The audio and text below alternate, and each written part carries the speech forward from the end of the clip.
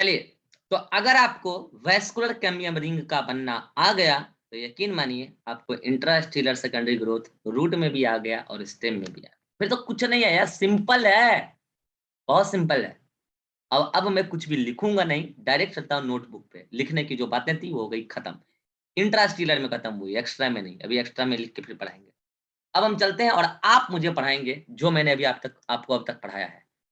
आप बस दिमाग लगाना, हड़बड़ में जवाब नहीं देना है, थोड़ा समय लेकर जवाब देना, लेकिन जवाब सही आना चाहिए, ठीक है? ये सब तो खैर नॉर्मल बातें हैं, ये सब आप को लास्ट क्लास में ही बता दिया गया था। और ये देखो, intrastelar secondary growth in dicot stem. ये देखो, ये वाला पोर्शन क्या है? Interfascicular cambium. ये वाला पोर्शन भी, एक मिनट जाओ यार, ये वाला इंटरफेसिकुलर कैम्बियम और ये वाला इंट्राफेसिकुलर कैम्बियम, दोनों को मिला के क्या बोला? Vascular cambium ring, VCR. आज से मैं क्या बोलूंगा? वीसीआर। मुझे बताओ इसके बाहर ये वाला रीजन क्या है? ये मेडुलरी रे है। बेसिकली मेडुलरी रे के ही टिश्यू ने बनाया है इंटरफेसिकुलर कैम्बियम, अभी मैंने आपको बताया। अब ये वेस्कुलर कैम्बियम रिंग की सेल्स क्या क्या क्लेम करता है, पहले ये बात समझो, क्या क्या वो दावे करता है। पहली बात तो वो डिवीजन करता है पेरिक्लाइनल। इसमें आपको ज्यादा डीप में नहीं घुसना है, मैंने आपको पहले भी समझाया पेरिक्लाइनल और एंटीक्लाइनल डिवीजन का मतलब क्या होता है। पेरिक्लाइनल डिवीजन से सेल बनते हैं आजू बाजू। सेल मतलब जैसे वेस्कुलर कैम्बियम रिंग है, सेल आजू बाजू उधर और इधर बनेंगे, बाहर की तरफ बनेंगे फ्लोएम, अंदर की तरफ बनेंगे जाइलम। तो यही है पेरिकैनाल डिवीजन का मतलब। वेस्कुलर कैम्बियम रिंग में जितने भी सेल है पेरिकैनाल डिवीजन करते हैं, तो उससे क्या होता है? सेल बनते हैं आजू बाजू, मतलब कि उधर और इधर। उससे क्या होता है कि बाहर की तरफ फ्लोएम, सेकेंडरी फ्लोएम, और अंदर की तरफ सेकेंडरी जाइलम बनता है, ठीक है? दूसरा, इसमें दो टाइप के सेल होते हैं, एक होता है फ्यूजिफॉर्म और एक होता है रे इनिशियल्स, ठीक है? मैंने पहले भी बताया आपको। और इसमें फ्यूजिफॉर्म एक्सियल सिस्टम बनाता है। एक्सियल सिस्टम आप चाहो तो ब्रैकेट में लिख लो, लॉन्गिट्यूडनल कंपोनेंट, longitudinal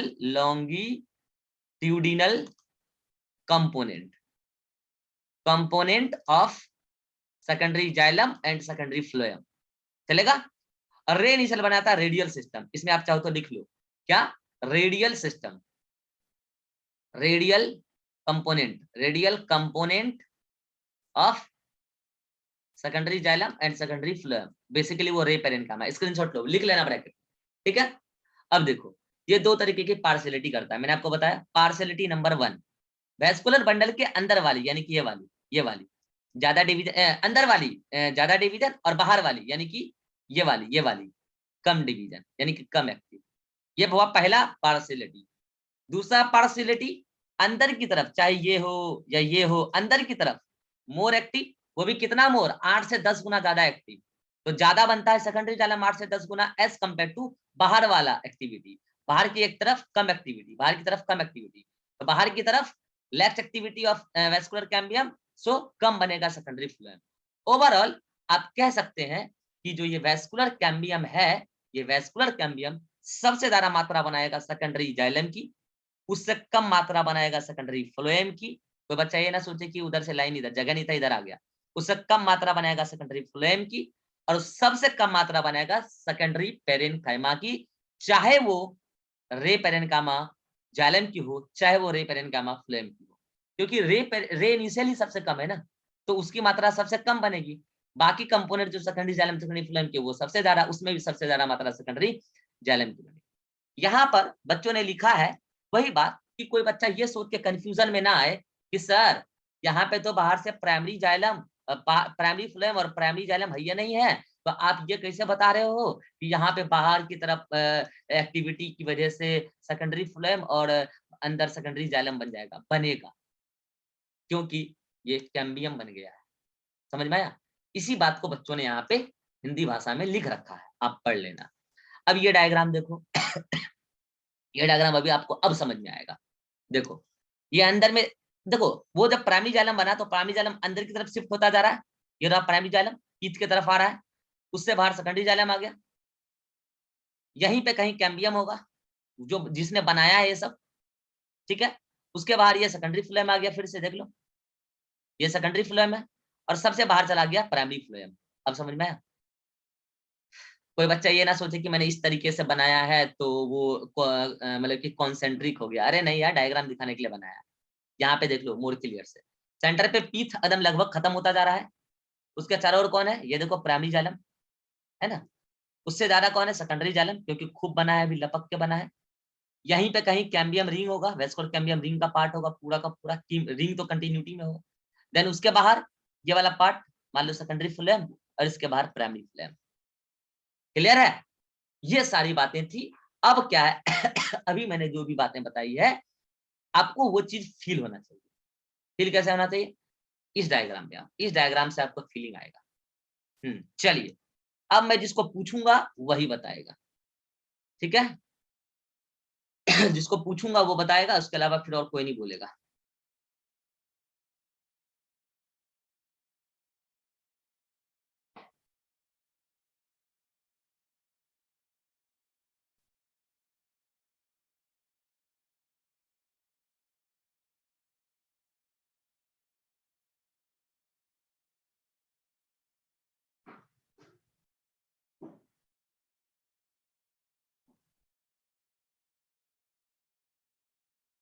चलिए, तो ये देख लीजिए आपके सामने है, वैस्कुलर कैम्बियम रिंग में दो प्रकार के सेल होते हैं, पिजिफॉर्मी सेल और रेनी सेल। ये एक्सियल सिस्टम बनाता है, रेडियल सिस्टम बनाता है।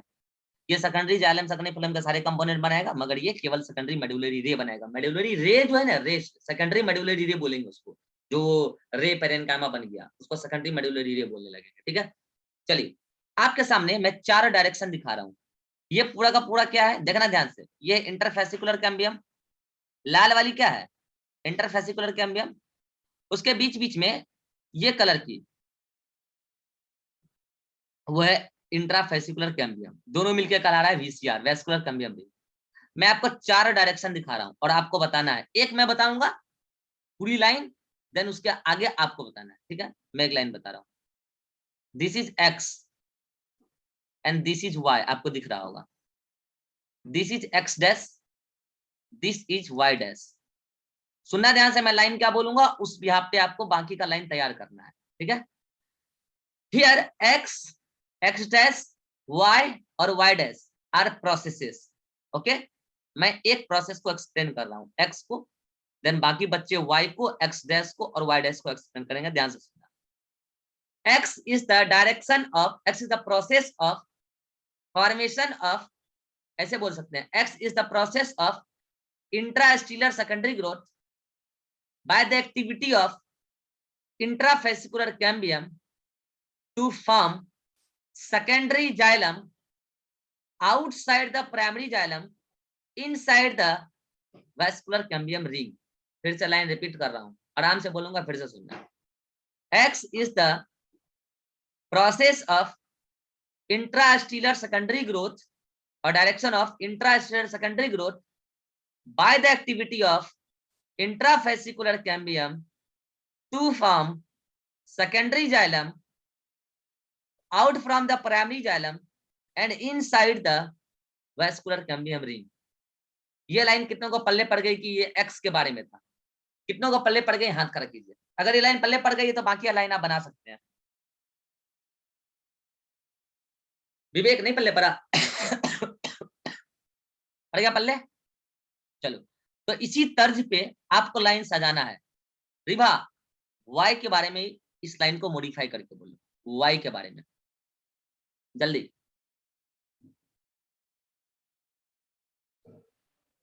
By the process of interfascicular ring to form a primary phloem out from the intrafascicular vascular ring। बातें कर रहे हो, हंसी भी आती है कि सेकेंडरी ग्रोथ में प्राइमरी फ्लोएम बना रहे हो, बताओ। सेकेंडरी फ्लोएम, फिर से बोलो स्टार्टिंग से। by the process of intrafascicular ring, intrafascicular king, intra ऐसे बोलो, intra stealer secondary growth, secondary growth. Starting से बोलो। सर एक बार फिर से आप बोलिए ना, हम फिर से बोलेंगे फिर। चलो, एक्स के बारे में बोल देते हैं। X is the process of या फिर direction of intrastelar secondary growth by the activity of intrafascicular cambium to form secondary xylem outside the primary xylem inside the vascular cambium ring। जो मैंने अभी बोला आपको समझ में भी आएगा, और मैं एक्स का लाइन भी दिखा देता हूँ आपको, ठीक है, एक्स का लाइन मैं आपको दिखा देता हूँ, और बाकी आपको अभी वाई के बारे में बोलना है, फिर बाकी बच्चों से मैं और भी लाइन पूछूंगा, ठीक है। लो अब लाइन आपके सामने भी है, लो जो मैंने बोला वही आपके सामने है।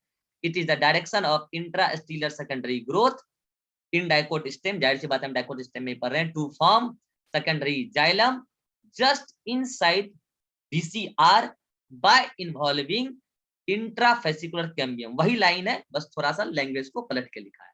अब तुम इसी तर्ज में जो लिखा है इसी तर्ज में बोल दो वाई के बारे में, बोलो।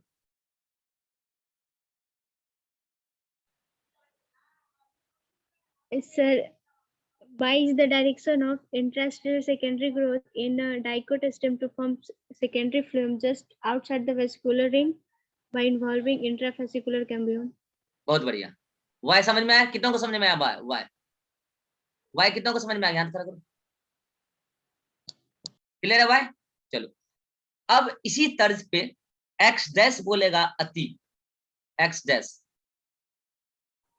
X dash is the direction of interstellar growth, intrastellar growth secondary in growth, dicot stem to intrastellar secondary growth in dicot stem to form secondary xylem just outside was VCR by involving interfascicular cambium क्या बोले? Just outside VCR, inside.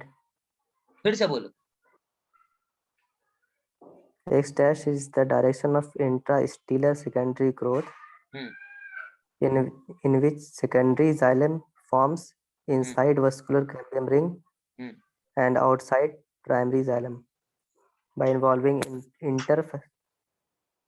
यहाँ outside primary xylem नहीं बोलना था, हाँ primary xylem नहीं है फिर यहाँ से पे। बोलो। X dash is the direction of intrastellar secondary growth to form secondary xylem just inside vascular cambium ring by involving interfascicular cambium. अब सही है। इसी में मैं एक लाइन और ऐड कर सकता हूँ, to form secondary xylem and secondary medullary ray, ये लाइन ऐड कर सकता हूँ कि नहीं कर सकता हूँ? अरे कहीं कहीं रे पेरेन्कामा से सेकेंडरी मेडुलरी रे भी बनेगा कि नहीं बनेगा? लाइन ऐड कर सकते हैं, एक्स में भी एक्स एक्स में भी, राइट? कर सकते हैं ना, इसमें कोई आपत्ति नहीं होनी चाहिए किसी को। इसी तर्ज पे वाई डस विवेक बताएगा।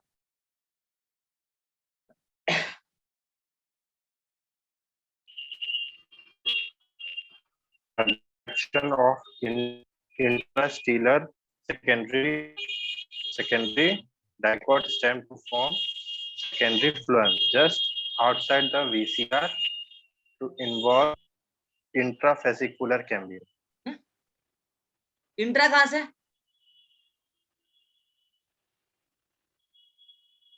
वाई कहां है? वाई डैश कहां है? इंट्रा कहां से?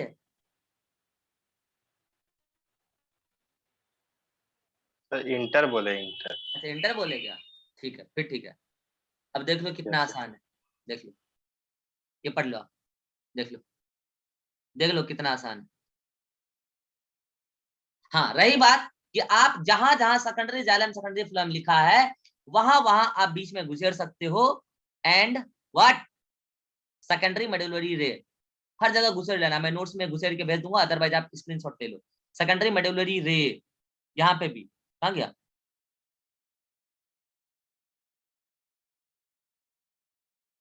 घुसेड़ लो, and secondary medullary ray and secondary medullary ray, हर जगह घुसेड़ लो, कोई नो प्रॉब्लम।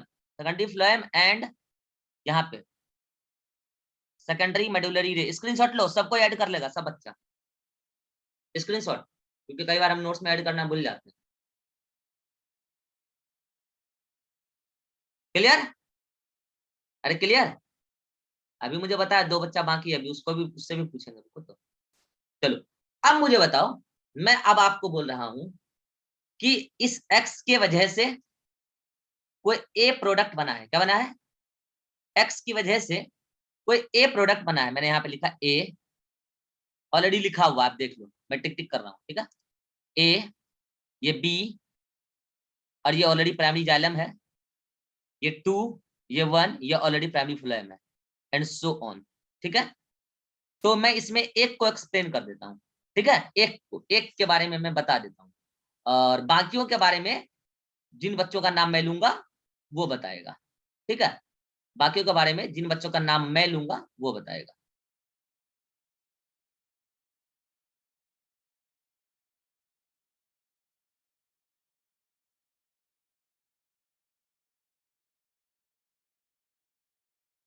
चलेगा? चलो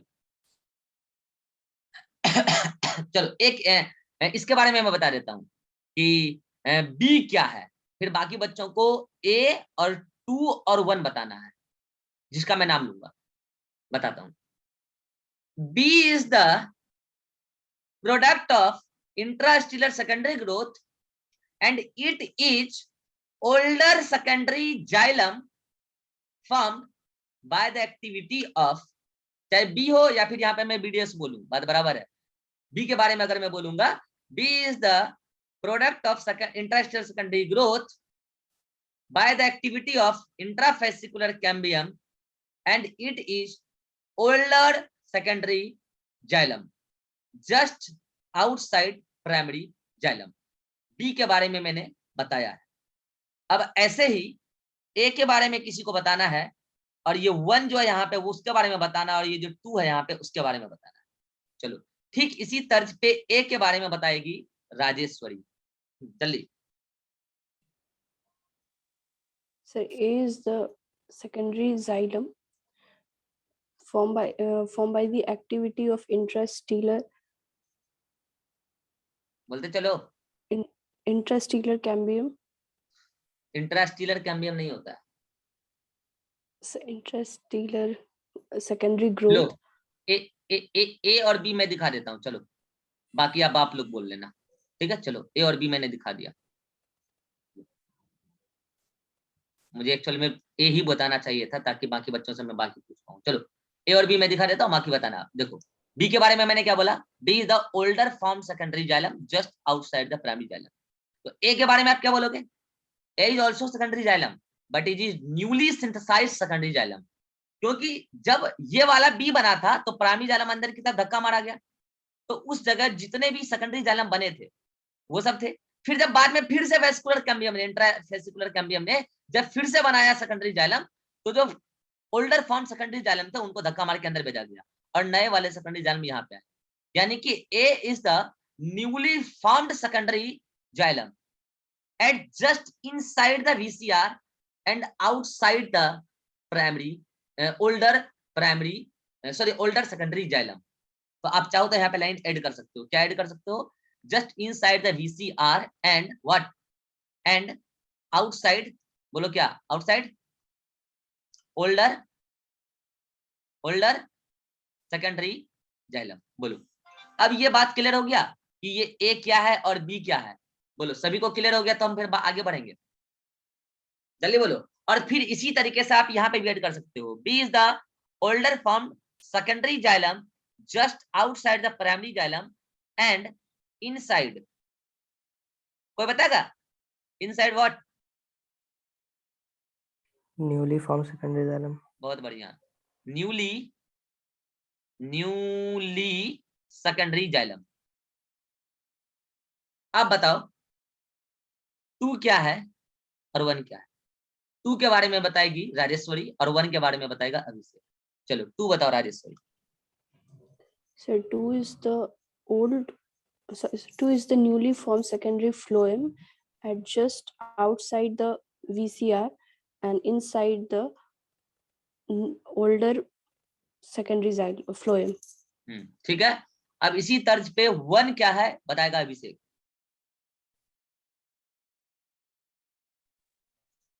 Old form secondary phylum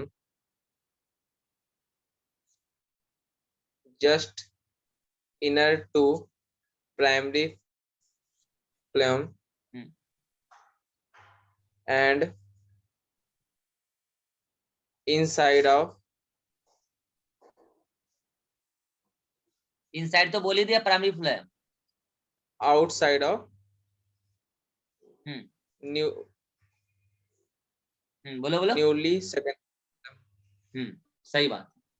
यानी कि अब सभी बच्चे को समझ में आ गया कि ये ए क्या है, बी क्या है और 1 क्या है, 2 क्या है। अगर इतना आपको समझ में आ गया, हो गया सेकेंडरी ग्रोथ खत्म। यही अच्छे अच्छे लोग ना समझ पाते हैं ना समझा। हो गया, खत्म हो गया। फिर रूट का भी खत्म हो गया, आपको कुछ भी नहीं पढ़ना है। अरे रूट का पहले इसका स्क्रीनशॉट लो जल्दी से। रुको मैं पूरा एडिशन कर ही देता हूँ, क्योंकि मैं बाहर निकलूंगा कल, तो फिर जो है आपका ये एडिशन कर नहीं पाऊंगा। पीपी तो क्या है, प्राइमरी फ्लोएम, और पीएक्स क्या, प्राइमरी जाइलम। चलो ये क्या है, क्या लिखा है यहाँ पे, अरे पूरा मिटाया नहीं है ना। अच्छा 1 था वो, 1, ये है 1। 1 क्या है, 1 is the older form secondary phloem just inner to primary phloem and outside what, newly secondary phloem. newly secondary phloem। 2 क्या है, newly formed secondary phloem just outside, 2 कहाँ है, 2 vada outside VCR and inside Inside old secondary phloem. older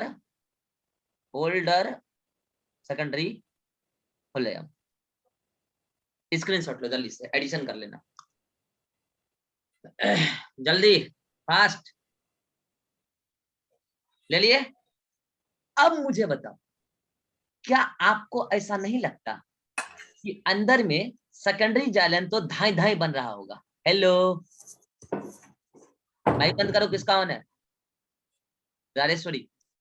अंदर में secondary phloem तो धाई धाई बन रहा होगा, सॉरी सेकेंडरी जाइलम तो धाई धाई बन रहा होगा, और बाहर की तरफ सेकेंडरी फ्लोएम धीरे धीरे बन रहा होगा। और अगर ऐसा है तो अंदर की तरफ जो सेकेंडरी जाइलम धाई धाई बन रहा है, तो वो प्राइमरी जाइलम को अंदर की तरफ धक्का मार रहा है, और इसी वजह से सेकेंडरी ग्रोथ की वजह से टीथ ऑलमोस्ट रिड्यूस हो जाएगा, और मेडुलरी रे भी रिड्यूस हो जाएगा, क्योंकि मेडुलरी रे के जगह भी तो अंदर की तरफ सेकेंडरी जाइलम बराबर की जगह छिपाता जा रहा है। और नतीजा ये होगा कि थोड़े बहुत सेकेंडरी मेडुलरी रे आपको बने हुए दिखेंगे जगह जगह पर, सेंटर पर पीथ गायब हो चुका होगा, और पीथ का जगह और मेडुलरी रे का जगह ले चुका होगा प्राइमरी जाइलम, और प्राइमरी जाइलम का जगह ले चुका होगा सेकेंडरी जाइलम। फिर से रिपीट कर रहा हूँ, अंदर जो एक्टिविटी हुई है इतनी फास्ट, इसकी वजह से जो सेकेंडरी जाइलम धान है बना है, उसकी वजह से प्राइमरी जाइलम धक्का मार के आ गया पीथ के जगह, और प्राइमरी जाइलम का जगह ले लिया सेकेंडरी जाइलम में। ये हुआ अंदर की तरफ। बाहर की तरफ क्या हुआ, बाहर की तरफ सेकेंडरी फ्लोएम थोड़े धीरे रेट से ही बन रहा है as compare to secondary xylem, लेकिन बन तो रहा है ना। और वो पूरी की पूरी सेकेंडरी फ्लोएम प्राइमरी फ्लोएम को धक्का मार रही है बाहर की तरफ, लेकिन बाहर की तरफ कोई ऐसा पेरेन्काइमस टिश्यू नहीं था जो अपना जगह दे पाए, वो भी स्टेम में। कोटेक्स माना पेरेन्काइमस टिश्यू है, उसके बाहर उधर हाइपोडर्मिस और फिर एपिडर्मिस, पूरा उधर पेरिसाइकल एंडोडर्मिस वगैरह था। तो उसके बाहर जो धक्का लगा ना, तो उधर पूरा पूरा लेयर था, क्योंकि पिथ तो लूजली पैक्ड होता है ना, उधर पूरा कॉम्पैक्टली पैक्ड लेयर था, चाहे वो पेरिसाइकल हो, चाहे वो एंडोडर्मिस हो, चाहे वो कॉर्टेक्स जनरल कॉर्टेक्स हो, चाहे वो हाइपोडर्मिस एपिडर्मिस। तो ये बाहर की तरफ जो धक्का लगा, प्राइमरी फ्लोएम बेचारा बीच में पिसा गया। बाहर वाले खिसकने के लिए तैयार नहीं थे, और अंदर वाले धक्का मारे जा रहे हैं, और इसकी वजह से प्राइमरी फ्लोएम मर गया। प्राइमरी फ्लोएम मरा तो मरा सही, सेकेंडरी फ्लोएम में भी जो ओल्डर फॉर्म सेकेंडरी फ्लोएम थे वो भी मरे पिसा के, केवल न्यूली वाले बच जाते हैं। तो यानी कि न्यूली फॉर्म सेकेंडरी फ्लोएम बचा रहेगा, और बाकी फ्लोएम मर जाएंगे। प्राइमरी फ्लोएम भी धक्के से मरेगा पिसा के, क्रश हो जाएंगे, मर जाएंगे, और ओल्डर फॉर्म सेकेंडरी फ्लोएम भी मर जाएंगे। अभी जो मैंने बोला ये कितनों को समझ में आया, एक बार मैं पूछता हूँ, अगर इसमें कोई दिक्कत है तो बोलो। अभिषेक समझ में आया क्या बोले, नो सर, समझ में आया, थोड़ा बहुत सर, पूरा नहीं आया। थोड़ा बहुत। चलो माइक ऑन रखो, जो हम पूछेंगे वो बताना। अंदर की तरफ क्या बन रहा है, सेकेंडरी जाइलम के सेकेंडरी फ्लोएम, सेकेंडरी जाइलम वो किसको धक्का मारेगा, सर प्राइमरी फ्लोएम को। प्राइमरी फ्लोएम को, no sir, xylem. Primary xylem. Primary xylem को किधर की तरफ धक्का मारेगा? सर इनसाइड जहाँ पित्त और तो पीत के जगह पे कौन पहुंच जाएगा? Sir primary xylem. Primary xylem का जगह कौन ले लेगा? Sir secondary xylem. अंदर वाला क्लियर है? Yes sir. बाहर क्या बन रहा है? फ्लेम। फ्लेम। तो वो कौन सा flame? Sir secondary. Secondary flame किसको धक्का मारेगा? सर प्राइमरी को। प्राइमरी को। प्राइमरी फ्लेम के बाहर एक्चुअल में क्या है? Pericycle, endodermis, cortex, epidermis, right? Yes sir. वो जितने लेयर का मैंने नाम बोला वो कॉम्पैक्टली पैक्ड है या लूजली पैक्ड है पीठ के तरह? सर लूजली पैक्ड है। लूजली पैक्ड है। यहीं पे तो कंफ्यूज हो रहे हो। वो सब पीठ के कंपैरिजन में कॉम्पैक्टली पैक्ड है। इंटरसेलुलर स्पेस था भी नहीं एंडोडर्मिस पेरिसाइकल में, याद आ रहा है? Yes sir. एपिडर्मिस में भी नहीं था, ना के बराबर। पीठ तो बहुत लूजली पैक्ड था ना। अब बताओ, तो बाहर जो 4 लेयर है फ्लोएम के बाहर, चाहे वो पेरिसाइकल, एंडोडर्मिस, कॉर्टेक्स और एपिडर्मिस हो, वो कॉम्पैक्टली पैक्ड है कि लूजली पैक्ड है? Sir compactly. कॉम्पैक्टली। तो जो इधर से सेकेंडरी फ्लेम बन के धक्का मार रहा है प्राइमरी फ्लेम को, क्या प्राइमरी फ्लेम बाहर वाले चारों लेयर को खिसका पाएगा बाहर? No sir. लेकिन उसको धक्का तो लगते रहेगा लगातार सेकेंडरी फ्लेम से, राइट? Yes sir. तो अगर ऐसा हो कि बाहर वाले बाहर खिसकने को तैयार नहीं है और अंदर से धक्का लग रहा है, तो बीच वाले का क्या होगा? कॉम्प्लेक्स हो जाएगा। बीच वाला कौन है? वो सेकेंडरी फ्लेम। सेकेंडरी फ्लेम है। सेकेंडरी फ्लेम तो धक्का मारने सर वाला है। सर बीच वाले में तो प्राइमरी आ जाएगा ना सर। प्राइमरी तो प्राइमरी मरेगा कि नहीं मरेगा? Yes sir. जब प्राइमरी मरेगा तो जहां प्राइमरी मर के सूख जाएगा उस जगह फिर कौन पहुंचेगा? ओल्डर फॉर्म्ड सेकेंडरी फ्लेम या न्यूली वाला? Sir older. ओल्डर। तो कल को वो भी वहां पे पिसाएगा कि नहीं पिसाएगा? Yes sir. अब समझ में आया? Yes sir. राजेश्वरी समझ में आया? Yes, sir. रिभा समझ में आया? Yes, sir. विवेक समझ में आया? Yes sir. इंट्रास्टीरियर खत्म हुआ। इंट्रास्टीरियर सेकेंडरी ग्रोथ खत्म हुआ। बाकी अब तो मुझे डायग्राम टिक टिक टिक टिक करना है। चीजें आपको समझ में आ चुकी। यही है इंट्रास्टीरियर सेकेंडरी ग्रोथ। लकड़ी बनाने की तैयारियां चल रही हैं, उनको होल्ड करो। लकड़ी जाइलम कहलाती है, ठीक है? अब क्या होता है, क्वेश्चन इज दैट कि अगर प्राइमरी फ्लेम उधर मर गया, ओल्डर फॉर्म सेकेंडरी फ्लेम मर गया, ये सब हो रहा है, तो इन सब के मरने के कारण क्या है? क्रश होके मरे। चलो ठीक।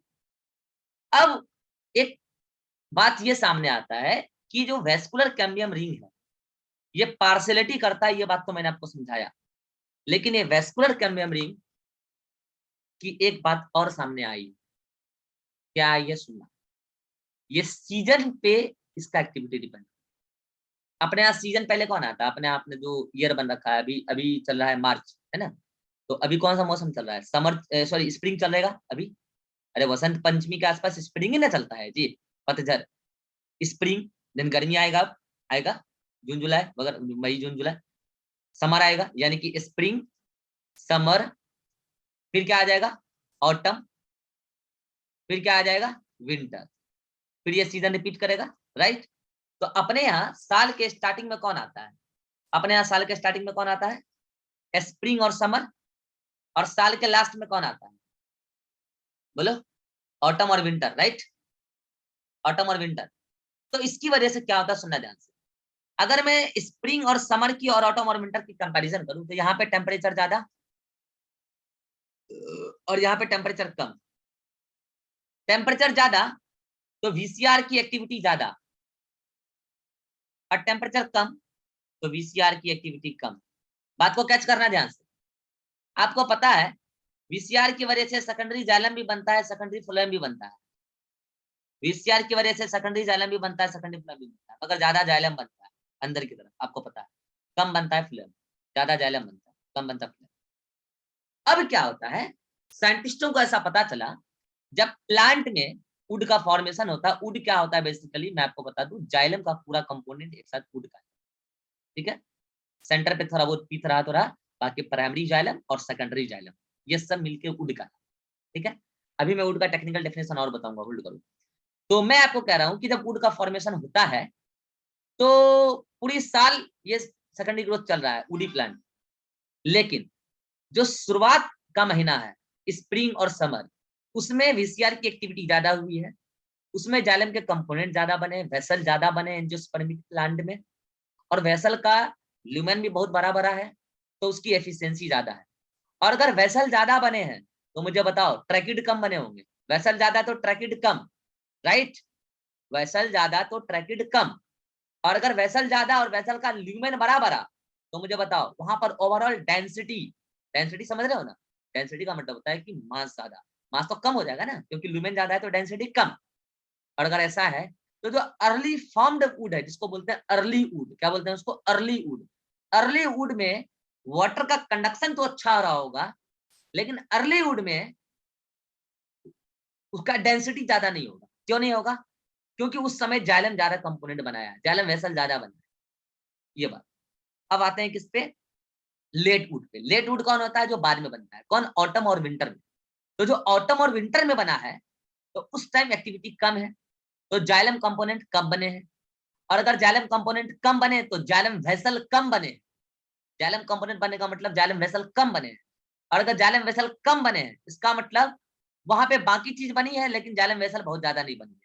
इसका मतलब फाइबर बना होगा, ट्रैकिड वगैरह बना होगा, लेकिन जाइलम वेसल बहुत कम बना होगा। इसका मतलब किसके कंपैरिजन में? अर्ली वुड के कंपैरिजन में। इसका मतलब लेट वुड जो बना ऑटम और विंटर में, उस दौरान डेंसिटी ज्यादा और एफिशिएंसी कम होगा लकड़ी का। मतलब एफिशिएंसी किस चीज के मामले में कह रहा हूं मैं, वाटर कंडक्शन जो चल रहा है उस प्लांट, उसकी एफिशिएंसी कम होगी क्योंकि नंबर ऑफ वेसल कम है, जाइलम कंपोनेंट कम है। और इस तरीके से हम वुड को दो कैटेगरी में कैटेगराइज कर देते हैं, एक अर्ली वुड, एक लेट वुड। अर्ली वुड क्या होता है? जो स्प्रिंग और समर में बना। लेट वुड क्या होता है? जो ऑटम और विंटर में बना। ये तो बातें हुई क्या, जहां सीजनल डिफरेंस देखने को मिल रहा है।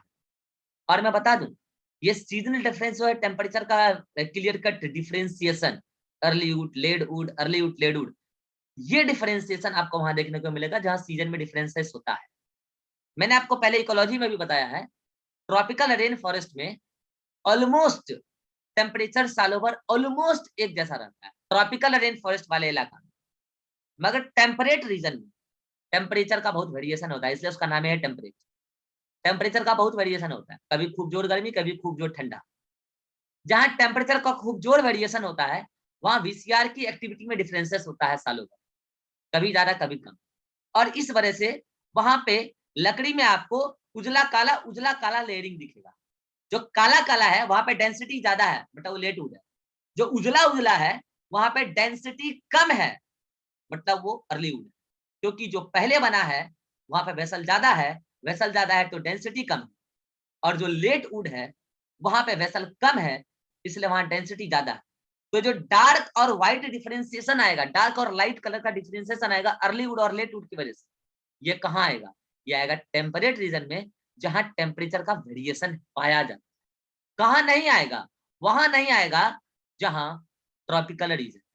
अच्छा, ये मैंने स्टेम के बारे में बताया। जब मैं रूट पढ़ाऊंगा तो रूट में भी बताऊंगा। रूट में चाहे वो टेम्परेट रीजन का रूट क्यों ना हो, वहां पे आपको ये लाइट और डार्क डिफरेंशिएशन नहीं दिखेगा। और वो इसलिए नहीं दिखेगा क्योंकि रूट होता है मिट्टी के अंदर, और मिट्टी के अंदर टेम्परेचर एटमॉस्फेयर का बदलता है। मिट्टी के अंदर टेम्परेचर ऑलमोस्ट एक जैसा ही रहता है सालों साल। इस वजह से रूट में ये चक्कर नहीं है, केवल स्टेम में है। स्टेम में भी केवल डाइकोट स्टेम में है, डाइकोट स्टेम में भी केवल टेम्परेट रीजन में है जहां टेम्परेचर का है वेरिएशन। कितनों को मेरी बात पल्ले पड़ गई? हाथ कर। तो मुझे बताओ, वो जो रिंग मिलेगा उजला उजला और काला काला, उन दोनों को मिला के, वो एक लाइट और एक डार्क, उन दोनों को मिला के हम क्या बोलेंगे? एक रिंग ग्रोथ रिंग। एक साल में एक रिंग बना जिसमें एक लाइट है और एक डार्क। तो क्या हम प्लांट का एज इस तरीके से एस्टिमेट कर सकते हैं? जितना ज्यादा होगा, मतलब जितना वो रिंग होगा उतना ज्यादा क्या होगा, उस प्लांट का एज होगा। इन सारी बातों को अभी मैं इस 3 मिनट में खत्म कर नहीं पाऊंगा। आपके लिए बेटर होगा कि आप पहले अभी इस जगह की सारी बातें पढ़ लो। अगले मीटिंग में, ये मीटिंग का कितना मिनट बचा है, 3 मिनट, खत्म नहीं हो पाएगा। आप क्या करो, ये सब मैं पढ़ा दिया हूँ, ये सब आप डायग्राम देखो। ये देखो, ये मैंने क्या बताया, intrastelar secondary growth by the activity of VCR. आप डायग्राम देखोगे तो आपको हर चीज समझ में आ जाएगा। मतलब फाइनली ग्रोथ हो गया है, अंदर में जो बनना था बन गया। आप डायग्राम देखोगे समझ में आएगा। ये बातें मैं अभी आपको पढ़ा रहा था, ये बातें मैं आपको अगले मीटिंग में बताता हूँ, क्योंकि 3 मिनट में संभव नहीं। अगला मीटिंग क्रिएट करते हैं, यहाँ तक पढ़िए जल्दी से, अगला मीटिंग में डाउट भी लेंगे।